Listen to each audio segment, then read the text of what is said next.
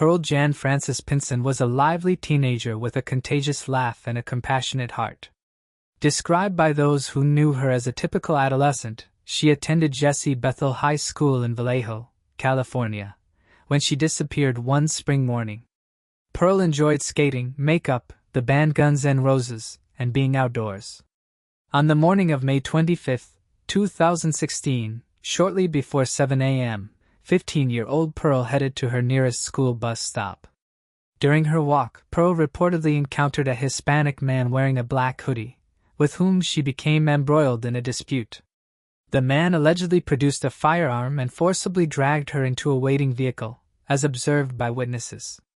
This harrowing incident occurred in broad daylight as Pearl crossed a pedestrian overpass along Interstate 780 at Taylor Avenue in Vallejo. Witnesses reported seeing blood on her face and hearing her scream for help. Moments later, the same witness heard the sound of a single gunshot. Although witnesses called 911, authorities were unable to locate the teenager or the Hispanic man by the time they arrived at the scene. Only minimal evidence remained. A blood stain and Pearl's cell phone were all that was left behind. The suspect was soon identified as 19-year-old Fernando Castro. While Castro had a minor criminal history and a few run-ins with the law, he had never been associated with serious offenses like kidnapping, murder, or stalking. Castro's presence at the scene of Pearl's disappearance came as a complete shock to his family.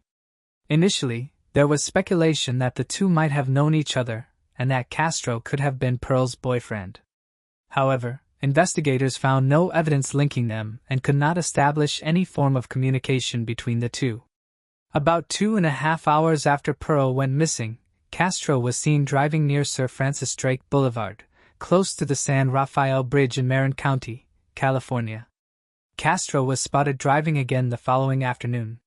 Law enforcement officers from the California Highway Patrol and the Santa Barbara County Sheriff's Office pursued his vehicle into Santa Barbara County. A gunfight ensued after Castro, reportedly the first to open fire, engaged with officers. During the exchange, Castro was fatally shot. The only trace of Pearl that could be recovered was her blood, found in the trunk of his car. Pearl was not in Castro's vehicle at the time of the incident, and there were no further communications from the teenager. Castro was killed approximately 300 miles south of where Pearl had disappeared. The blood found in his vehicle was not enough evidence for investigators to confirm whether Pearl had died or sustained severe injuries. Authorities, however, stated they could not definitively determine if she was still alive.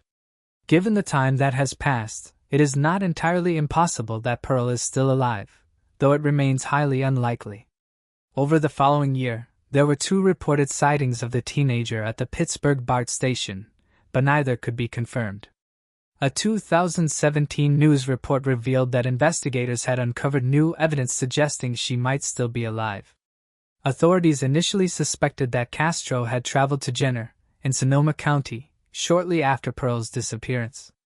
After reviewing countless hours of surveillance footage, investigators found video of 19-year-old Castro at a gas station near Bodega Bay, captured on a closed-circuit television system. 9 months later, the Solano County Sheriff's Office stated there was no evidence to prove that Castro was responsible for Pearl Pinson's death. Despite initial optimism, no trace of Pearl has surfaced in the years since her disappearance.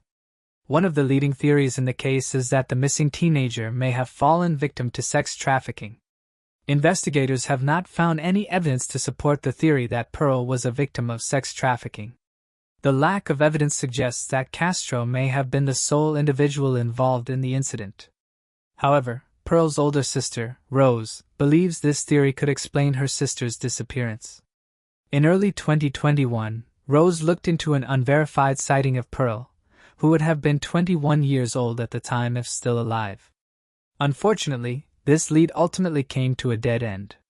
In 2019, Rose was informed that the police would not be prioritizing the investigation due to a lack of sufficient evidence or leads. Although Rose continued to track the case, she understood the situation. Since then, investigators have not kept in contact with the family.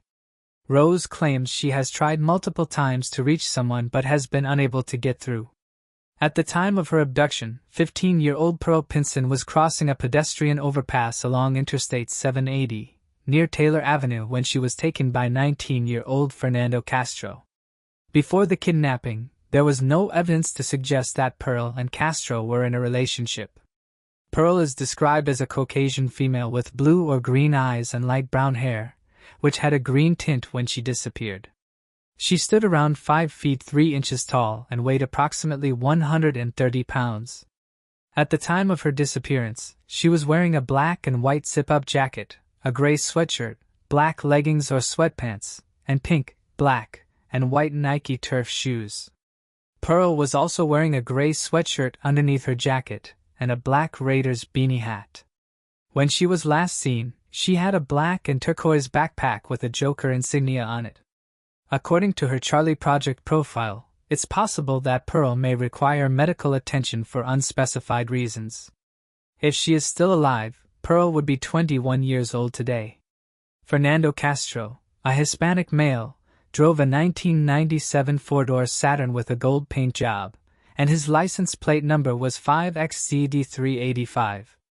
If you have any information regarding Pearl's case, you are encouraged to contact the Solano County Sheriff's Office at 707-421-7090. If you're fascinated by Unsolved Mysteries and enjoying the video so far, make sure to hit that subscribe button and give this video a thumbs up to stay updated on all our latest content. Moving on to the next mystery. The Cretan linear script, known as Linear A, remains untranslated for several reasons. The most significant of these is that it is an undeciphered writing system. Despite numerous attempts to crack the code, none have succeeded so far. One of the main difficulties in deciphering Linear A is that it is an isolated script with no known language or writing system available for comparison. This makes it challenging to identify crucial aspects of the script, such as word boundaries or common letter combinations, which are vital for understanding the language. Additionally, the surviving Linear A inscriptions are relatively short and often fragmented, limiting the amount of information that can be extracted from them. Moreover, the context in which the inscriptions were created and used is not well understood, further complicating efforts to decipher the script. Despite these challenges, there are ongoing efforts by scholars to decipher the Linear A script, and new discoveries or breakthroughs may yet reveal the secrets of this ancient writing system. Linear A is a writing system that was used by the ancient Minoan civilization on the island of Crete between approximately 181,450 BC. It is one of the oldest known writing systems in the world and is often considered a precursor to the later Linear B writing system used by the Mycenaean Greeks. Linear A consists of several hundred signs that were inscribed on clay tablets and other objects, and was used primarily for religious and administrative purposes. The script is written from left to right and features a combination of pictograms, ideograms, and phonetic signs. Despite the large number of linear inscriptions that have been discovered, the language represented by the script has yet to be deciphered and its meaning remains largely unknown. Many of the signs used in the script have been identified and categorized, but their phonetic values and the grammar of the language they represent are still uncertain. Some scholars have suggested that the writing system may have been a precursor to the later Linear B script, which was used by the Mycenaean Greeks and has been deciphered as an early form of Greek. However, the relationship between the two writing systems remains a subject of ongoing debate and study. Overall, the linear script remains an important and intriguing example of early writing systems, and continued research and study may yet lead to a better understanding of the language and culture of the ancient Minoans. The ancient Minoan language was a non-Indo-European language spoken on the island of Crete during the Bronze Age, between approximately 26,011,100 BC. The Minoan civilization is known for its advanced culture, art, and architecture, and the language they spoke has been a subject of much study and speculation among scholars. Unfortunately, much of the written record of the Minoan language has been lost, and the surviving inscriptions are relatively brief and often difficult to interpret.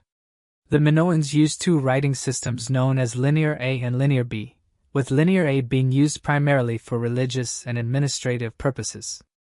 While Linear B has been deciphered and shown to be an early form of the Greek language, Linear A has yet to be deciphered, and the language it represents remains largely unknown. However, some scholars have suggested that the Minoan language may have been related to other ancient languages of the Eastern Mediterranean, such as Etruscan or the language spoken by the ancient Anatolian Hittites. Overall, the ancient Minoan language remains a subject of ongoing research and debate, and new discoveries or breakthroughs may yet shed more light on this fascinating and enigmatic culture. Moving on to the next mystery. December 25th is widely celebrated as the birth date of Jesus Christ by millions of people. However, most scholars now disagree with this traditional date, believing that Jesus was not born on that day, nor even in the year 1 AD. This represents a significant shift from what was once commonly taught. Many researchers suggest that the Roman Catholic Church specifically chose December 25th as the date for Jesus' birth. To make things interesting, no one really knows the exact birth date of Jesus Christ. Many scholars believe he was born between 6 BC and 4 BC.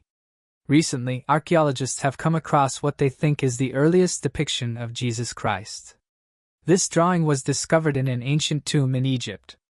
The artwork itself shows what appears to be a young man. According to some Egyptologists, the painting could show the person raising his hand as if making a blessing. The Egyptologist who discovered the painting led a team to research the area. When he first discovered the drawing, he thought it was Christ. Before reaching the painting, though, the archaeologists had to remove over 40 tons of rock. After doing this, they finally discovered a crypt. After looking around, if they could see several coats of paint on the wall, which was from the time of the first Christians. Currently, they are trying to translate some of the artwork they found. Incredibly, it's now being said that the tomb within the rock could be connected to Jesus, and could have been painted by those who knew him personally. The location of the painting is less than 2 miles from the old city of Jerusalem. Lying only 200 feet away is the second tomb, termed the Jesus family tomb. The tomb contained the names of Jesus and his family. The archaeologists hoped the drawing and the text would shed light on the family tomb, as many believe the names are a coincidence. During the excavation of the tomb, archaeologists were able to see the entire area and even found a central chamber with other remains.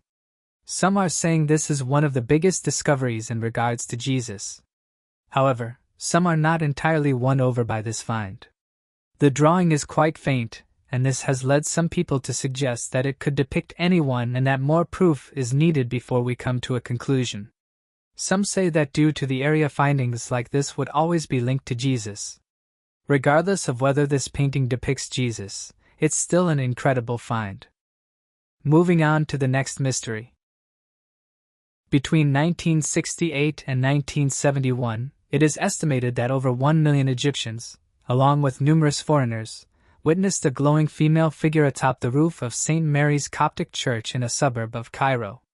The apparitions most frequently occurred on feast days. Some lasted several minutes, but the longest went on for 9 hours.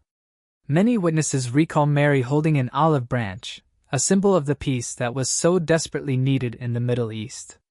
At one point, a crowd estimated that 250,000 was present during an apparition. In addition to Mary, many witnesses to these apparitions also report seeing numerous doves flying at night and bright colors flashing. Sometimes, Mary was seen accompanied by Saint Joseph or cradling Jesus, who appeared to be about 12 years old. Interestingly, Mary said nothing during these encounters and chose to communicate through silence.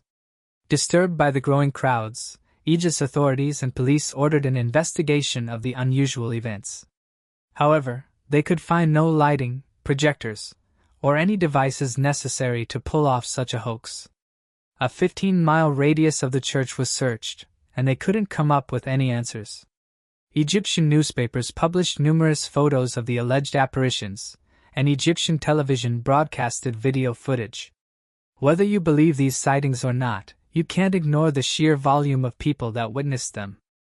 Moving on to the next mystery. One of the fastest spinning stars is emitting powerful gamma rays, a phenomenon remarkable on multiple levels. This neutron star spins at an astounding 707 times per second and releases intense gamma rays. Located at least 4,400 light-years from Earth, this celestial object is classified as a pulsar. Pulsars are extremely dense, rapidly spinning neutron stars formed when a massive star collapses. These fascinating objects possess numerous extraordinary characteristics, including a strong magnetic field, and emit beams of radiation from their two poles. Because of these, when combined, it leads to an intermittent flashing effect, meaning pulsars can only be seen from Earth at certain times. Hence, the distance 4,400 light-years is an approximation because we do not actually know for certain how far this particular neutron star is from us. Back to our neutron star, it was first observed in 2017 by the Fermi Gamma Ray Space Telescope. Yet despite the name, it was never thought to emit gamma rays and bursts. This said, as time went by and astronomers gathered annual and consistent data on it, they detected pulsing radio signals from the star, such as the fact that it is the second fastest spinning neutron star ever discovered, bested only by a record of 716 spins per second recorded in 2006. As mentioned before, with the star being a pulsar, it has been really difficult for scientists to accurately gather data on it. Its estimated distance and location are based on data relating to its whereabouts according to radio measurements. However, due to extreme heat differences around the pulsar itself, an unclear graphic means that optimal measurements make it seem 13,200 light-years away. Furthermore, scientists are not yet sure why gamma rays were not detected back in 2017. Guesses have been that the star's orbit could have changed between now and then, making them more sensitive to our technologies. However, there is no evidence that this is the case. Given the already subtle nature of data able to be gathered from this pulsar, it seems we may have to wait another few years to find out the whole story or at least a little bit more as to why it is so mysterious. Moving on to the next mystery. A fear of spiders is one of the most common phobias worldwide, which makes the urban legend surrounding the spider tree even more chilling. In Spain, a tree known as Los Troncos de Brazil became the focal point of a terrifying discovery for locals. Once a popular decorative plant in homes, this tree soon became associated with an eerie realization that spread across the country. This all changed, however, after a woman began to notice that her tree appeared to be moving in strange ways, wiggling and vibrating all throughout the trunk as if it were dancing. Terrified by this sighting, the woman called up a specialist to come out and to view the plant to make sure that it had not suddenly come to life throughout the course of the night. Unfortunately for the woman, before the specialist could get a look at the tree, the trunk of the decorative plant burst open, releasing thousands of baby spiders that had traveled all the way from the Amazon. When stories of this rare occurrence spread, it led to this popularity of the plant quickly becoming forgotten, even becoming banned from some households and restaurants altogether. Today, stories of spider trees continue to be told that warn people that if they see the trunk of a tree begin to move and dance, then it must mean there is an overwhelming presence of spider babies ready to burst. Many stories of these spider trees include the spiders from Brazil growing larger than the size of a fist, as well as quickly breeding their own offspring if not killed in time, completely investing a home and making it uninhabitable. Moving on to the next mystery. One of the most impressive and powerful empires in South America was the Aztec Empire, which rose to dominate the region and became an overwhelming force throughout much of ancient Mesoamerica. The Aztecs formed the central hub for their city in what is now modern-day Mexico City and has been the topic of a wide variety of archaeological discussions. It appears that the early tribal civilization had produced a wide variety of technological breakthroughs for their time, including a complex and detailed calendar with an accurate map of the constellations, as well as specialized crafts and ceramics for the work and early developments of a written language and higher education. Interestingly enough, even though a tremendous amount of information regarding the old civilization is recorded deep throughout their mythologies and historical records, not much is known in the modern day about where the tribe originally came from or what changes they had undergone comparing to neighboring tribes. It became obvious to the first European settlers that the Aztec tribe had a strange culture and religion that focused around an almost apocalyptic scenario, and would often engage in strange human sacrifices to appease their gods in fear of what would soon become of them if they did not perform these ritualistic sacrifices. It became obvious that wherever these original rituals came from, it did not completely originate solely from the Aztec Empire. And references in mythologies spoke of a land from which the tribes came from that most likely first spawned these ideas.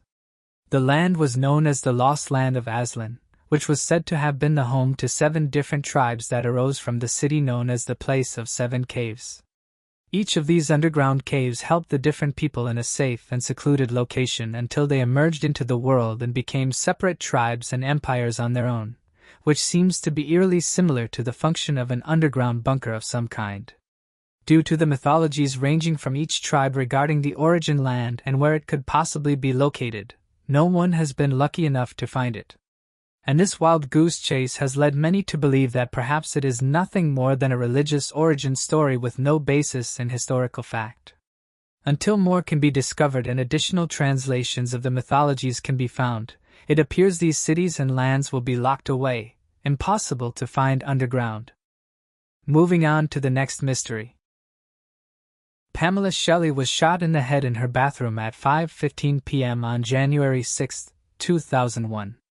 Initially, her case was considered open-ended and quickly ruled as a suicide. At the time of her death, Pam was living with her boyfriend, Ronnie Hendrick, and her 2 children, Kayla, 12, and Dustin, 9, on a rural farm in DeWitt County, Texas. Pam had relocated from Arkansas to Texas in August 2000 to be with Ronnie, and she now lived just a mile away from his family. Pam was still breathing when Ronnie's father reported the attempted suicide. The ambulance was stationed outside the area and needed directions to the nearest hospital. Ronnie eagerly complied, leaving with Pamela in the ambulance as soon as the local police arrived to investigate the incident. As a result, he was not questioned or subjected to a gunshot residue test. Nevertheless, law enforcement continued their investigation and took photos of the scene.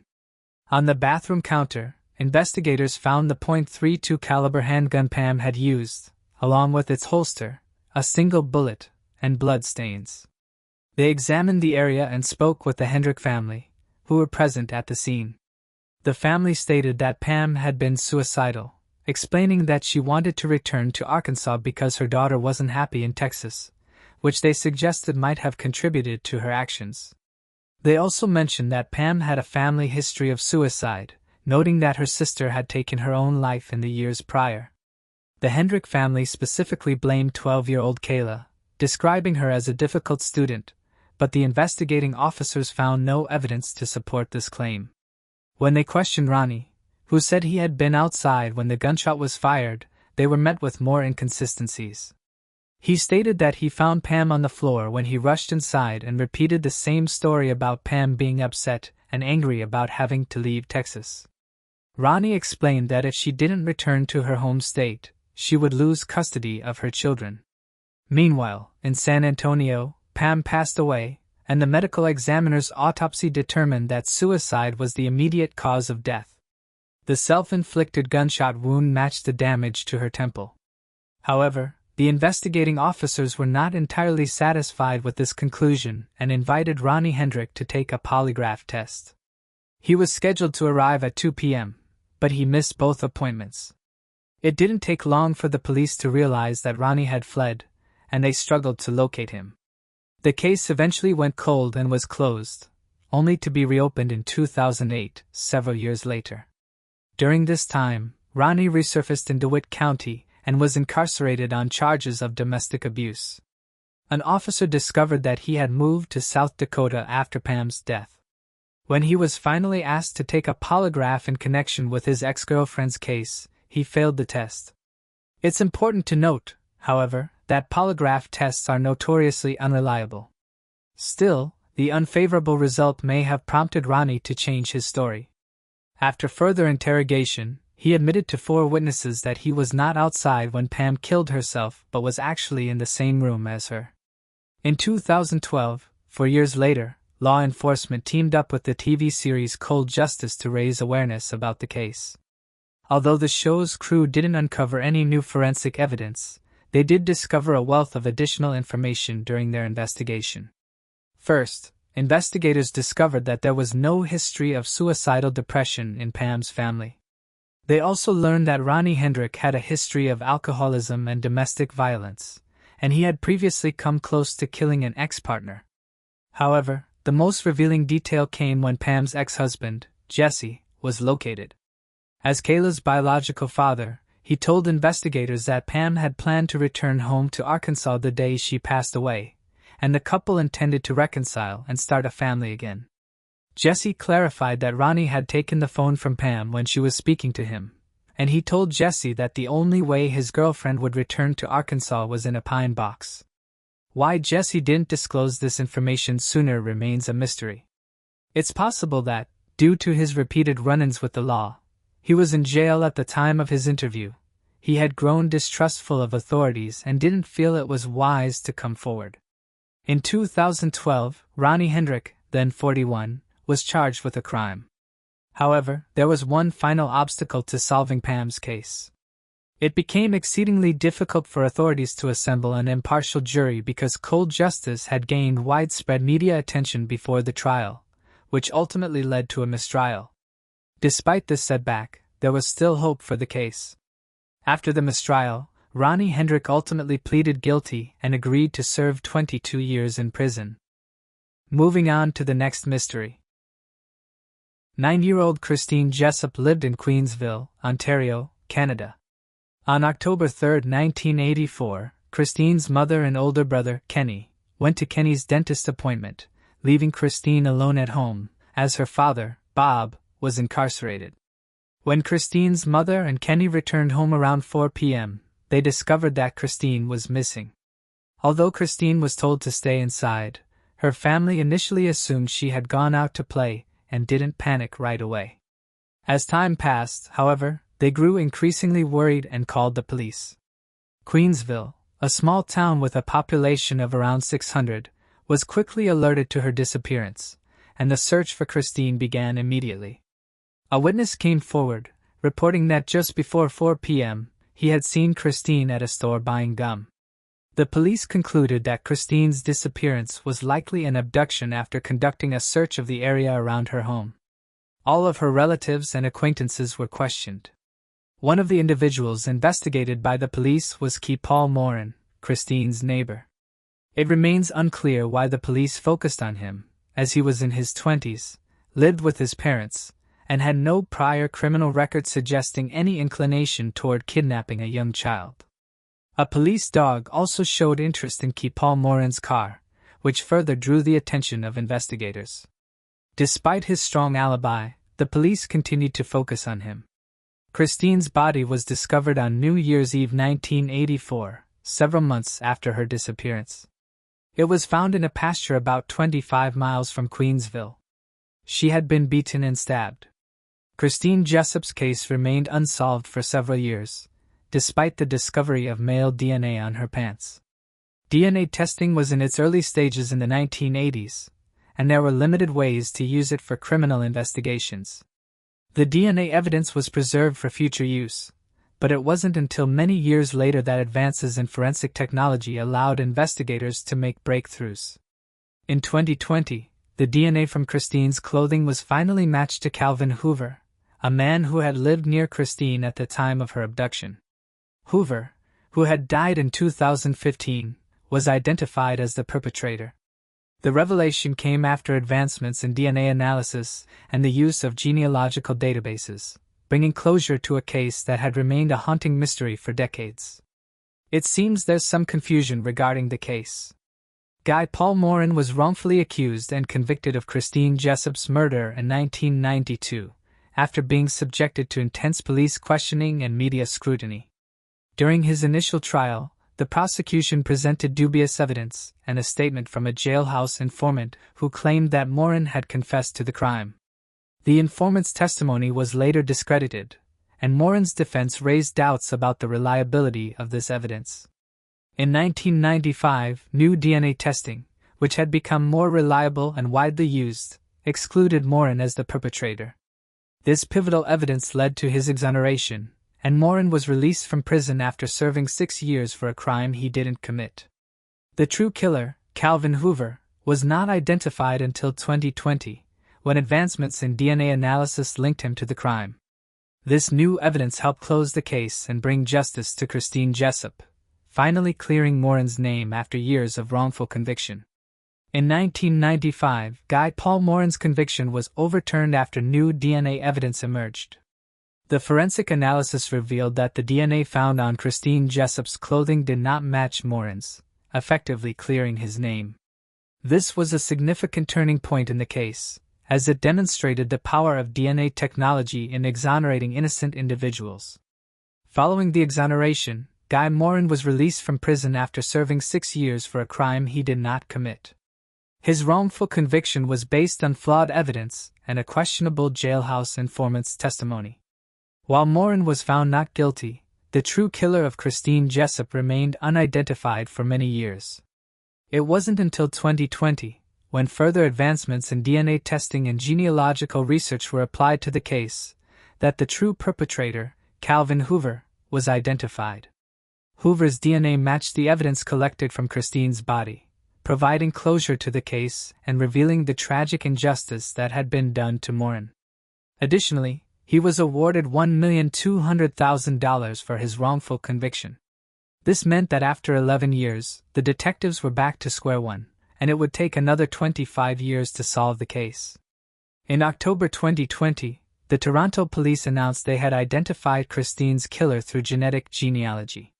By comparing a sample to a DNA database, genetic genealogy combines DNA analysis with genealogical research to identify a potential suspect and establish family connections. The individual identified was Calvin Hoover. Calvin Hoover was a family friend of the Jessups. At the time of the crime, he was 28 years old. In 2015, he took his own life. Investigators stated that had he been alive today, he would have been arrested for the crime. Although he was never a formal suspect, he was considered a person of interest due to his close connection to the family and his familiarity with them. Calvin attended Christine's funeral and also helped with the search for her. While the news has brought some relief to Christine's family, they remain in disbelief that someone they knew could have committed such a horrific act. Moving on to the next mystery. In the remote high desert of Utah, close to the infamous Skinwalker Ranch, a man named James set out for a hike through the hills.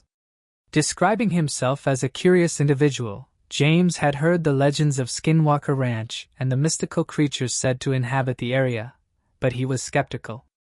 A man who believed only in what he could see or touch. That was until he found himself face to face with the inexplicable. It began like any other day, with the air biting at his face and the soft rustle of the desert wind. James was following his usual trail, one that skirted the infamous ranch where countless stories of strange occurrences and sightings of otherworldly beings had originated. As he approached a ridge overlooking a dark valley, he suddenly felt a chill unlike any he had ever experienced. The day had fallen silent, the wind ceased, and the very air seemed to thicken. Then he heard it, a faint whisper, like a raspy voice carried on the wind. He looked down into the valley and saw a shadowy figure moving on all fours, its eyes glowing with a sickly yellow light. James's heart pounded in his chest, but he couldn't look away. He watched as the creature stopped and raised its head, sniffing the air. Its body was lean and twisted, covered with what looked like mottled, rotting skin.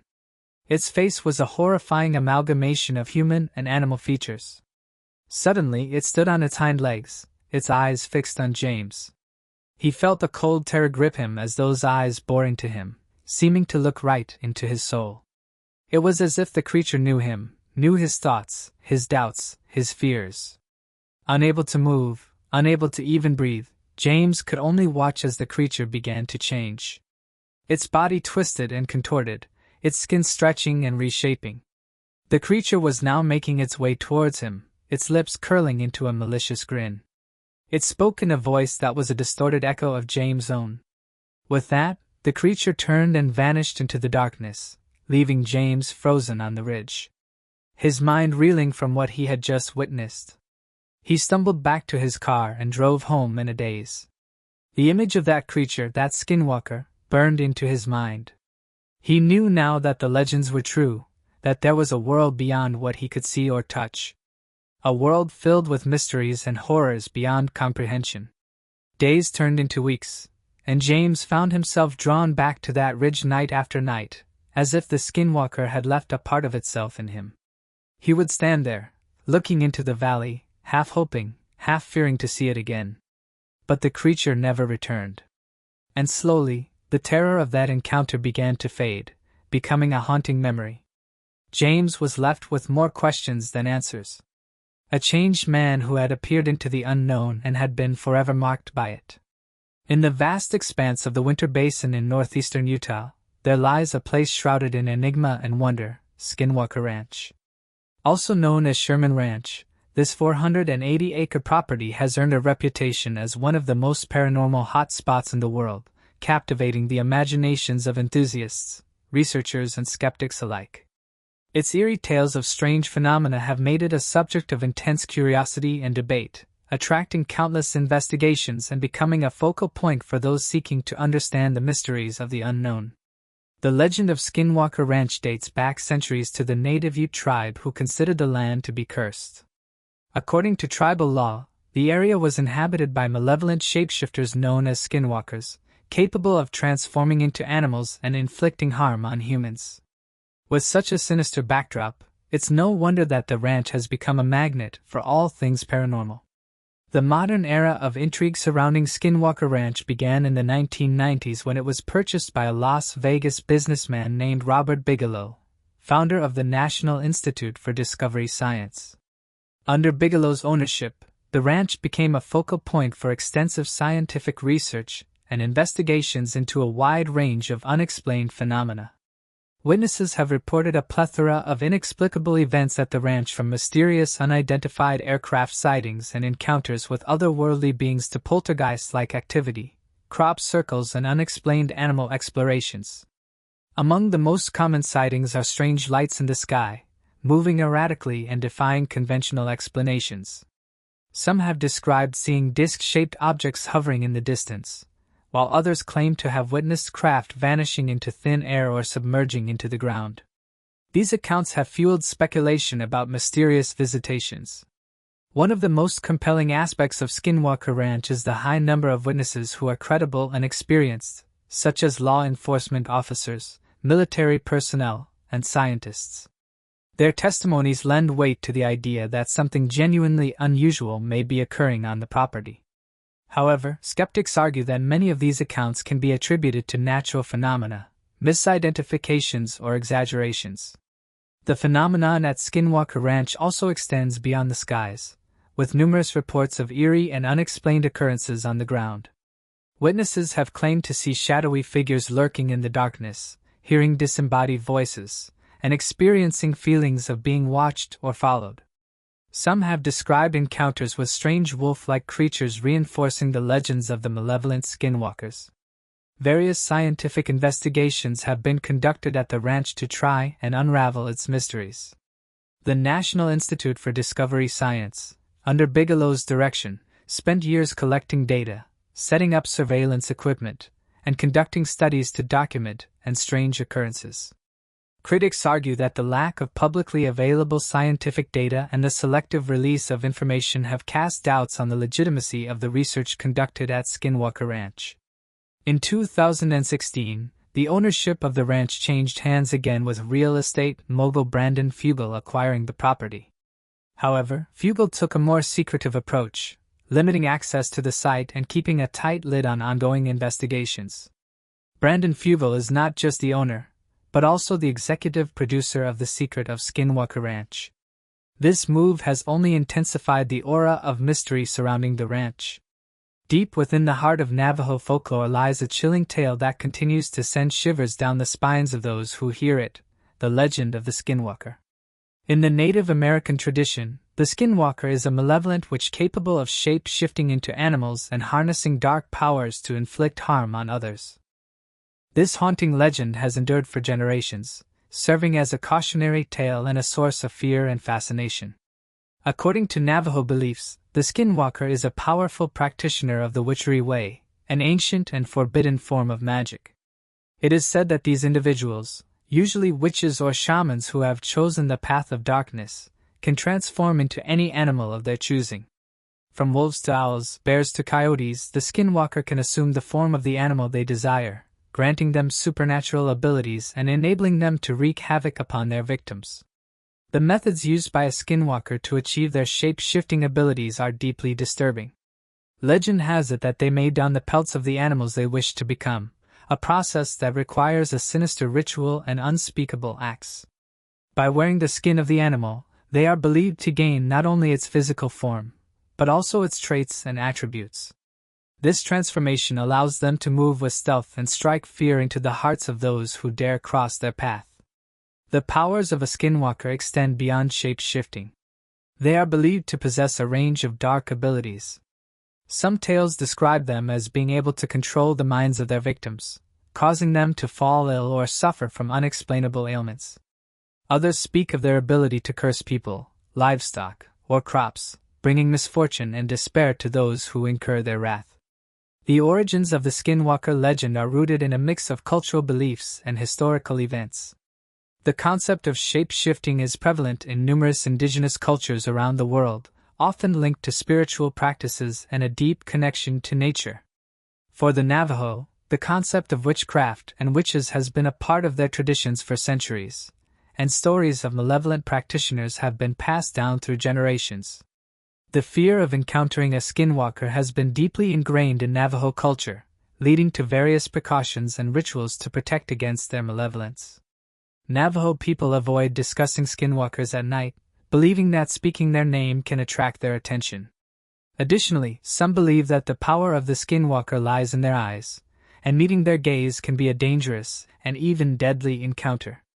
It is important to note that the skinwalker legend is deeply respected within the Navajo community, and many individuals are reluctant to speak openly about it with outsiders. The legend is treated with reverence, and sharing stories about skinwalkers is often considered taboo, reinforcing the belief in their potency and power. In recent years, the legend of the skinwalker has transcended traditional storytelling and found its way into contemporary culture. The allure of the supernatural and the mysterious has led to various books, movies, and documentaries exploring the myth and its origins. However, it is crucial to approach the subject with sensitivity and respect, recognizing its cultural significance and understanding that the legend holds deep meaning for the Navajo people. Moving on to the next mystery. The hitchhiker on the curve is a well-known urban legend often shared by those cautioning tourists against picking up hitchhikers. The story centers around a mysterious girl seen on a curve, creating an eerie warning for travelers. According to the legend, some men claim that when driving out in the countryside, they had encountered a beautiful woman standing at the side of the road, waving for the driver to stop. When the drivers stop, the woman begins to ask them for a ride, a request that most men willingly fulfill. After a short while of driving, the woman will then begin to speak aloud and say, "Watch out ahead. There's a dangerous bend in the road." After passing the bend, the woman will then say, "I'm glad we made it this time. That was where I died." After hearing these words, when the man turns to face the woman, he will see that her body has changed into that of a mangled mess, completely covered in blood and mud in the back seat of the car. Shortly after, the body will blink out of existence, leaving the driver terrified and traumatized. Moving on to the next mystery. Australia's most haunted homestead is located in New South Wales and has been the site of numerous tragic events throughout its history. Known as Monte Cristo, this homestead earned the title of Australia's most haunted house. Construction began in 1884, led by Christopher William Crawley. Once a poor farmer, his shrewd business acumen and a stroke of good fortune elevated him to great wealth. Within a few years, successful investments had made him a major landowner in the growing town of Doon.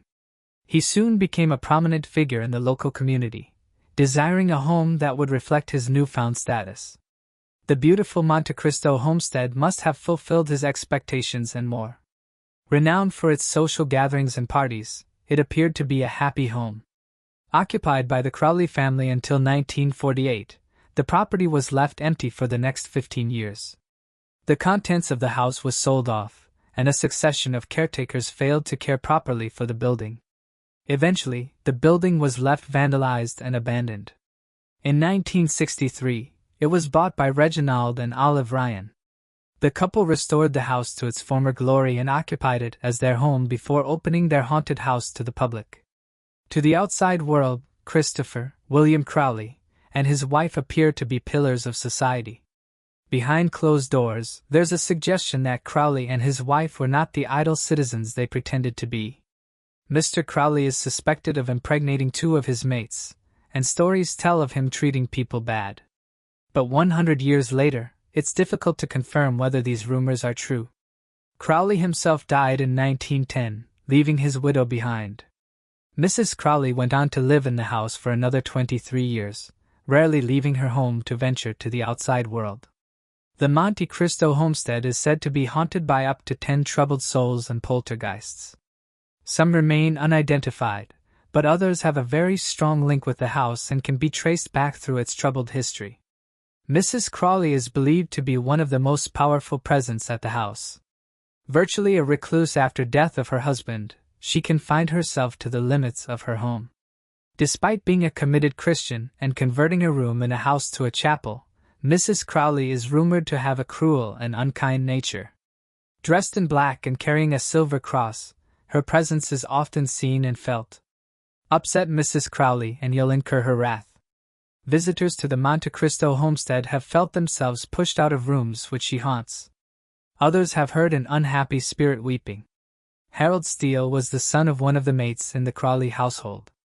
He was also rumored to be the child of Christopher Crowley. As a youngster, Harold was involved in a carriage accident and sustained serious head injuries. After his accident, he developed an aggressive and violent personality. In order to control him, his mother chained him up in the dairy behind the main house. Harold is said to have spent up to 30 years in this state. During this time, he would howl and scream, becoming the object of children's curiosity and cruel taunts. When his mother died, life became worse for the unfortunate Harold. Eventually, local people intervened, and he was confined to a mental institution where he died soon after. Harold's house and screams can be heard in the dairy. Since his purchase and subsequent restoration in 1963, the Monte Cristo homestead has become a family home museum and ghostly tourist attraction. Thousands visit each year, and there are hundreds of paranormal incidents recorded. Moving on to the next mystery. Antarctica is one of the last places on Earth to be discovered by humans. Despite its discovery, much about this vast land remains unknown. The environment is harsh and difficult to access with extreme conditions that make it challenging to explore. Temperatures near the coast of Antarctica can hover close to freezing even during the summer months. During the winter, however, temperatures can be between -10 and -30. When you reach higher elevation, though, temperatures struggle to get above -20, and it has been known to fall below -60 degrees in winter. Vostok Station holds the record for the lowest ever temperature recorded at the surface of the Earth. It was -89.2 degrees. Regardless of your views on global warming, it's no secret Antarctic glaciers have been melting at a fast pace. This isn't just a theory either. Over the past 50 years, we have seen an increase in warmer waters, and this has had an effect on the ice caps.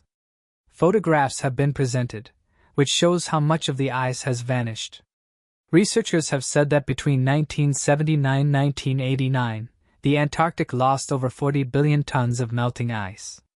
Incredibly, this number has increased since then. Scientists have said that this number has gone up to 250 billion tons per year. This study was published in the Proceedings of the National Academy of Sciences. Researchers have come forward and said that it takes 350 billion tons of ice to rise the global sea level by 1 millimeter. Many of these scientists don't want to worry people, but it's also important to understand what is happening in these regions.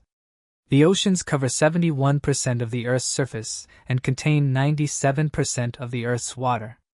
It's believed that around 2 to 3% is contained in glaciers and ice camps. According to the U.S. Environmental Protection Agency, The sea level has risen 6 to 8 inches or 15 to 20 centimeters in the last 100 years. So in another 1,000 years, it could rise by over 60 inches or 152 centimeters. This would have a massive effect on the world. Many coastal cities and towns would be underwater.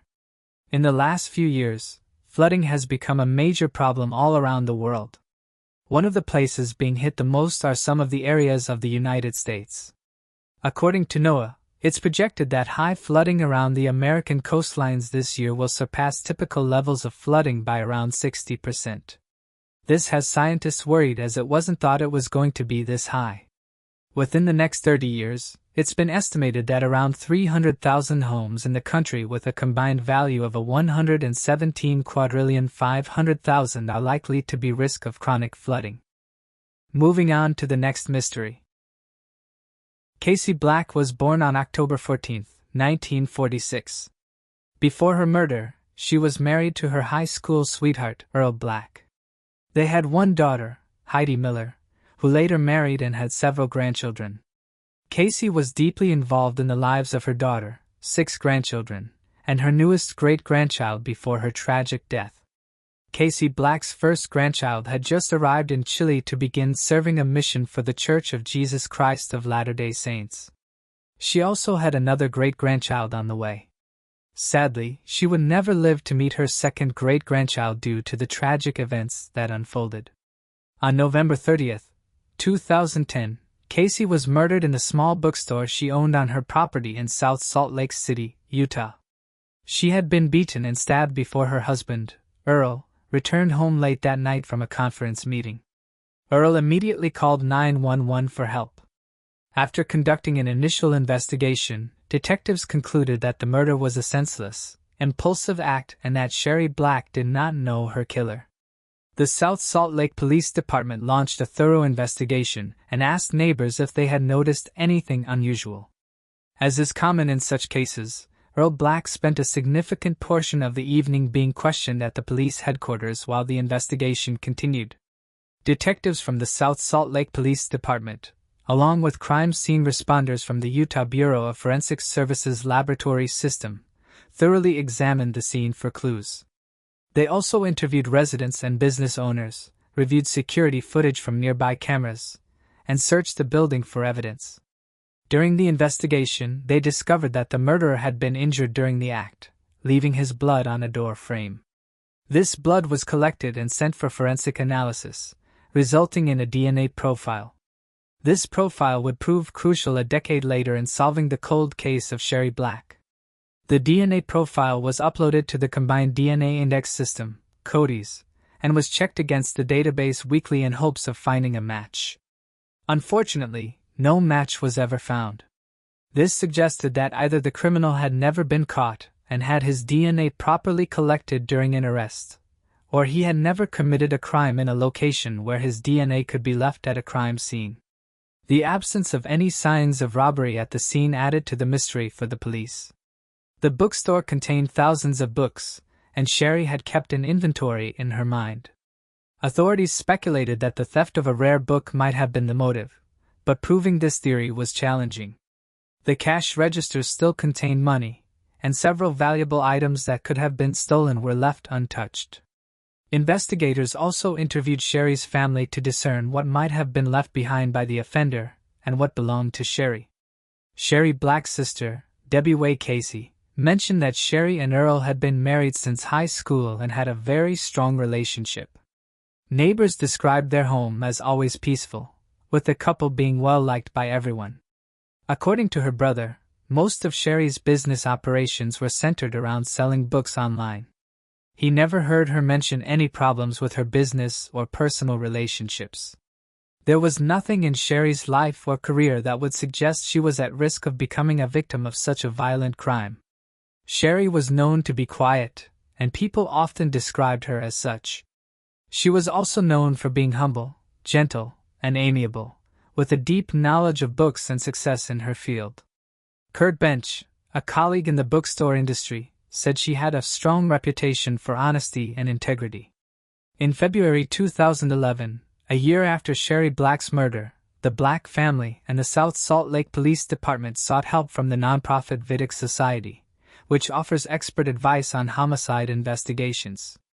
The experts traveled to Salt Lake City to review the case. The analysts believe that the victim and the attacker knew each other, suggesting the crime involved some planning and a sexual motive, despite the brief encounter.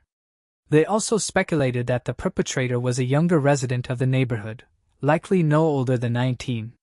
The experts suggested that if the offender was older, it could be due to a mental illness that hindered his ability to control such violent urges. The South Salt Lake Police Department reached out to the Unified Police Department of Greater Salt Lake for assistance, but it wasn't until 2015 that the South Salt Lake Police Department hired Ben Pinder, a cold case investigator from the Unified Police Department. In May 2015, two of the VTech experts, Richard D. Walter and Patrick J. Zerpali, returned to South Salt Lake City for a 2-week stay to assist the investigators with the case. While attending a cold case conference in Washington, D.C., Sorensen Labs in Utah created a restricted genealogical profile based on their work with phenotyping DNA. The Unified Police Department collaborated with Parabon to process the killer's blood evidence from Sherry Black's crime scene, resulting in a series of age progression photos of the offender. After nearly 8 years, the investigation was officially transferred from the South Salt Lake Police Department to the Unified Police Department of Greater Salt Lake in March 2018. Detective Ben Pinder was assigned as the lead investigator in the newly transferred case. In an effort to generate new leads, Sherry Black's family kept the case in the public eye throughout the pursuit of justice. They organized rewards, held candlelight vigils on the anniversary of her death, and provided updates on the case as they became available. They also worked to attract media attention. In October 2018, Detective Ben Pinder began utilizing genetic genealogy with assistance from Parabon Nanolabs. Detective Pinder worked alongside a Parabon specialist for the next 2 years to identify the person responsible for this brutal crime. In April 2019, he began tracing the criminal's lineage back to potential ancestors. This would help him and the genealogist narrow down the pool of possible suspects. Detective Pinder visited various family members across the country, asking questions that could ultimately lead to identifying the murderer. Throughout his travels, he collaborated with the Parabon genealogist, who guided his next steps based on her findings and his research. Just before deciding whether to head west or east in the autumn of 2020, the genealogist noticed that a DNA profile had been uploaded to GEDmatch. This new profile closely matched the perpetrator.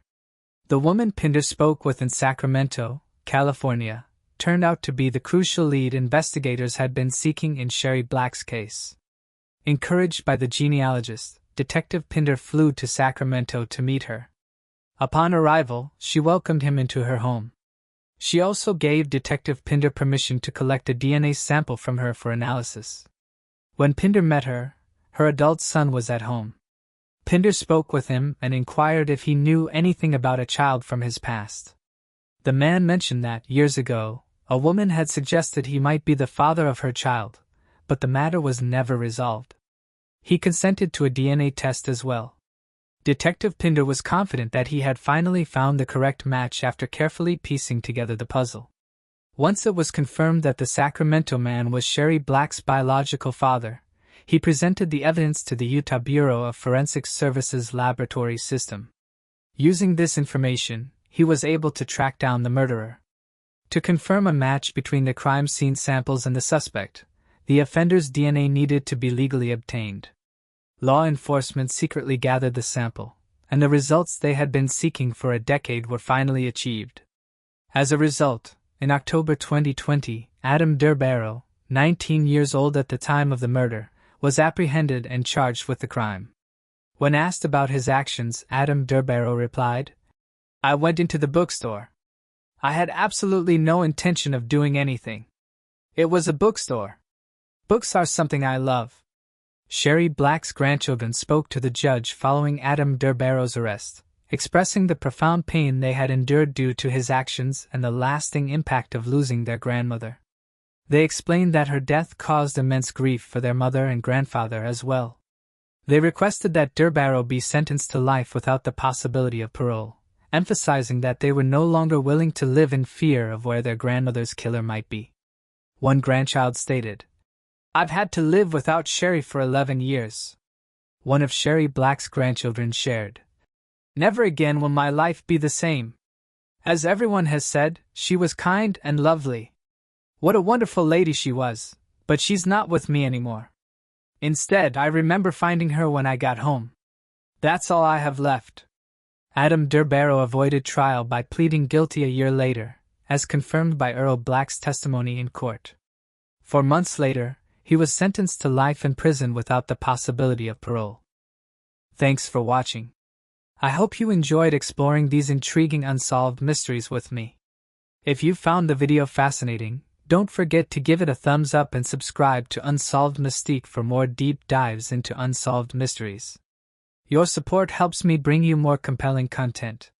Leave a comment below with your thoughts or any mysteries you'd like me to cover next. See you in the next video.